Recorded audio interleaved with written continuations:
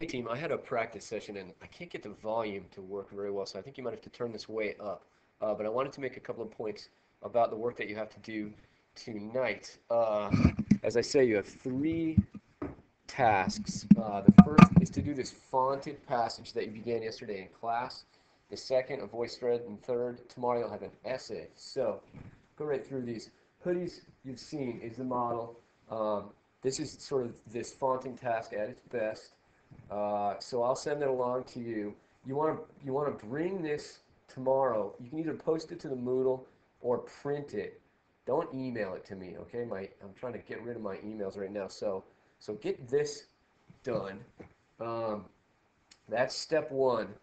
Step two, your voice thread. I posted an invitation. So you'll want to run through your passage a couple of times and prep it up so that when you record it, it's done well. You don't want to stumble. Uh, I recommend reading the passage extra fast, making sure you know how to pronounce all the words. If you don't, go online and hear them pronounced correctly. So that's step two. Step three is really what I want to spend a little bit of time talking about.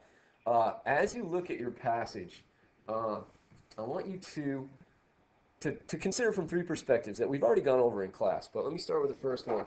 The rhetorical triangle, right? This is Aristotle's notion.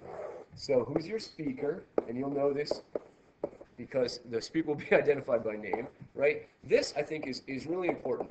Who's your audience, right? Who's your target audience here? And you can think of terms in terms of the play, who's actually listening to the speaker speak, but I think you can think in larger terms, right? You can think about an Elizabethan audience, for example, gathered at the Globe, right? You can even think about us, right? The memorial audience. I don't know that Shakespeare had it in mind, but I think these are important to consider as you write your essay tomorrow in class. The third point of the triangle here would be the subject. Again, you'll want to know what the subject is. But I think this, while basic, is a useful place to start as you consider prepping up for your writing tomorrow. Logos, pathos, and ethos. Uh, I don't want you to use these words, but you'll remember logos and appeal to the mind. Pathos, more of an appeal to the heart, right? Well, that didn't work. And ethos is an appeal to the authority of the speaker. And the appeal, this is a word you probably do want to use. How does your speaker appeal to the audience that, in all likelihood, he is addressing? So bear these in mind. Uh, the third sort of graphic organizer that I want to encourage you to use, you'll find it all the time on the AP essays, is to consider this in terms of rhetorical strategies, right? And these include the poetic, but all other strategies, and also purpose. What is what is the speaker trying to achieve in his words? And this, I'd say, this should be paragraph one. Uh, Identify what the speaker is trying to achieve in his words. A couple more thoughts before I let you go.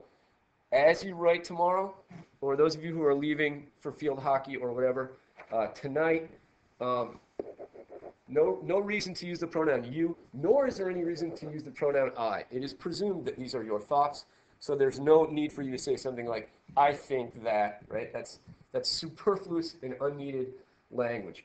Do be sure that you identify the passage by active scene. This is going to be in paragraph one, right? Let me know where you've taken this thing from.